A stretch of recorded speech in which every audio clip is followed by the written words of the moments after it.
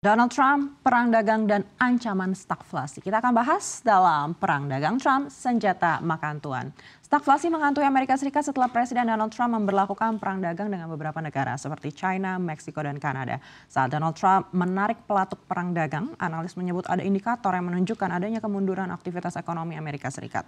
Ancaman ganda seperti inflasi yang tinggi dan perlambatan ekonomi menyebabkan kecemasan di tingkat konsumen, pemimpin bisnis, dan juga pembuat kebijakan. Belum lama ini investor bahkan menjual saham dan mulai membeli obligasi. Lalu apa kata Presiden Donald Trump dan juga ekonom? Kita akan langsung lihat slide yang pertama. Kebijakan menaikkan tarif mulai berlaku setelah Trump menilai bahwa pemerintah China, Kanada, dan Meksiko gagal membendung aliran fentanyl ke Amerika Serikat. Untuk meredam efek perang dagang, termasuk potensi kenaikan harga kendaraan di pasar Amerika, Trump dan kabinetnya mencoba mencari titik temu dengan ketiga pemerintahan. Picu perang dagang ditekan Trump. Trump mengenakan tarif 25% pada semua barang impor dari Meksiko dan Kanada. Minyak dari Kanada dikecualikan dari skema ini dan hanya dikenai bea masuk tambahan 10%. Sedangkan terhadap produk asal China, Trump menggandakan tarifnya menjadi 20%. Dalam pidatonya di Gedung Capitol, Washington, Amerika Serikat Selasa 4 Maret 2025, Trump berjanji semua program kerjanya akan diwujudkan dengan sangat cepat. Trump menegaskan tidak akan berhenti sampai semua keinginannya terwujud, yakni mimpi menjadikan Amerika Serikat kembali dikdaya dan disegani semua pihak. Trump menyatakan salah satu prioritas tertingginya adalah menyelamatkan perekonomian Amerika Serikat. Salah satunya melalui kebijakan menaikkan tarif bea masuk bagi barang impor. Trump juga mencoba meredakan kekhawatiran tentang potensi kenaikan harga yang diakibatkan perang dagang dengan mengatakan akan ada sedikit gangguan tetapi kita baik-baik saja. Dengan itu tidak akan banyak. Serangkaian data ekonomi terbaru di Amerika Serikat menunjukkan inflasi kembali meningkat di tengah perlambatan aktivitas ekonomi. Tercatat Januari 2025, tingkat inflasi Amerika Serikat berada di angka 3%. Atau naik jika dibandingkan dengan inflasi Desember 2024 yang berada di angka 2,9%. Kalau kita lihat dari data-data ini, semua indeks inflasi Amerika Serikat menunjukkan kalau inflasi turun tapi stuck dan masih jauh dari target The Fed yakni di 2%. Kepala ekonom di Moody's Analytics, Mark Zandi menyebut adanya ancaman stagflasi yang harus dihadapi Amerika Serikat. Fenomena stagflasi di Amerika Serikat sebenarnya tidak terlihat sejak masa-masa kelam hyperinflasi dan pertumbuhan yang melambat pada tahun 1970-an dan awal 1980-an. Namun hal ini muncul saat ini dan juga berpotensi memicu kembali kondisi buruk yang belum pernah terjadi di Amerika Serikat selama 50 tahun terakhir. Lalu bagaimana data stagflasi Amerika Serikat? Kita akan ke slide selanjutnya. Tahun 2022 kita bisa lihat di sini stagflasi muncul dan menimbulkan kecemasan. Ketika inflasi melonjak, harga saham dan obligasi anjlok. Tetapi skenario itu pada saat itu tidak terjadi karena inflasi mereda dan pertumbuhan tetap tangguh. Banyak yang percaya bahwa ekonomi Amerika akan sekali lagi terhindar dari stagflasi. Inflasi 3% masih jauh di bawah level yang dicapai pada tahun 1970-an ketika tingkat inflasi inti tahunan rata-rata sekitar 7%. Kita lihat di tahun 2022, tingkat inflasi di Amerika di atas 7%.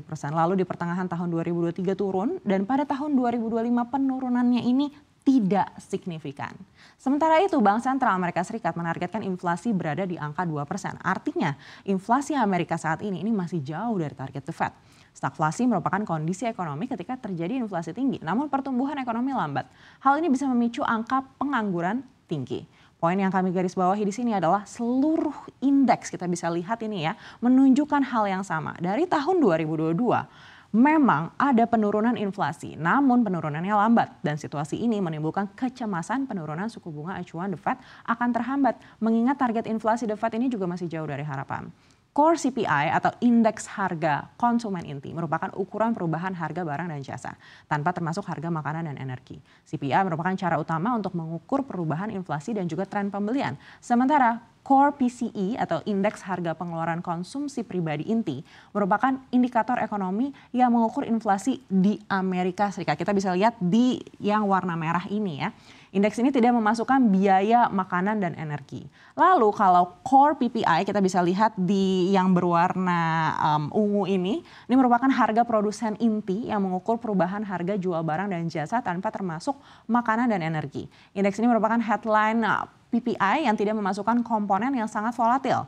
Nah, ancaman stagflasi dan inflasi yang masih jauh dari target, lalu bagaimana proyeksi ekonomi global? Kita akan lihat slide berikutnya. Risalah rapat kebijakan The Federal Reserve atau The Fed pada 28 hingga 29 Januari 2025 menunjukkan perusahaan cenderung membebankan biaya input yang lebih tinggi dari tarif kepada pelanggan mereka. Yang artinya risiko inflasi condong ke arah positif. Hal ini terjadi setelah goncangan penjualan retail pada bulan Januari. Tiffany Wilding dari PIMCO memperkirakan perang tarif dapat meningkatkan inflasi Amerika Serikat sebesar 0,8% dan memangkas pertumbuhan sebesar 1,2% pada tahun pertama. Sementara itu angka-angka dari Inggris menunjukkan bahwa inflasi bulan lalu meningkat lebih dari yang diharapkan menjadi 3% atau jauh di atas target BOE sebesar 2%. Hal ini terjadi karena pertumbuhan ekonomi sedang melambat atau stagnan. Ekonom di Morgan Stanley dan juga HSBC baru-baru ini memangkas perkiraan pertumbuhan PDB Inggris 2025 menjadi 0,9% dari awalnya 1,4%. BOE memperkirakan inflasi akan mencapai puncaknya di akhir tahun ini pada 3,7%. Survei manajer dana global terbaru Bank of America menunjukkan hampir 60% responden percaya stagflasi akan paling menggambarkan ekonomi dunia selama 12 bulan ke depan dan persentase terbesarnya yakni dalam 7 bulan. Perang tarif, inflasi, dan juga kekhawatiran investor. Kita akan lihat data selanjutnya. Beberapa faktor yang saling terkait menyebabkan gelombang di Wall Street di mana saham-saham telah berada dalam mode penjualan bulan ini menghapus keuntungan yang diperoleh setelah Trump memenangkan pemilihan pada November 2024. Imbal hasil Treasury telah jatuh dalam beberapa hari terakhir setelah melonjak sejak September. Imbal hasil obligasi 10 tahun acuan telah turun menjadi sekitar 4,2%, turun sekitar setengah poin persentase dari puncaknya pada bulan Januari dan juga di bawah obligasi 3 bulan. Imbal hasil bergerak berlawanan dengan harga sehingga imbal hasil yang turun menunjukkan minat investor yang lebih besar terhadap sekuritas pendapatan tetap. Ekonom dan eksekutif bisnis melihat perang tarif akan mempengaruhi harga makanan, kendaraan, listrik, dan berbagai macam barang lainnya. Meskipun masih ada optimisme soal Amerika yang akan lepas dari stagflasi. Namun hal ini patut jadi tombol waspada. Jika Amerika stagflasi, lalu seperti apa dampaknya untuk inflasi global? Apakah spillover-nya akan terasa di emerging market seperti Indonesia? Apalagi data indeks harga konsumen yang dirilis BPS juga menunjukkan indeks harga konsumen di bulan Februari ini mencetak deflasi 0,48% secara month-to-month dan 0,09% secara year to year. Lalu seperti apa langkah antisipasi yang akan dilakukan pemerintah Indonesia? Kita akan tunggu bersama.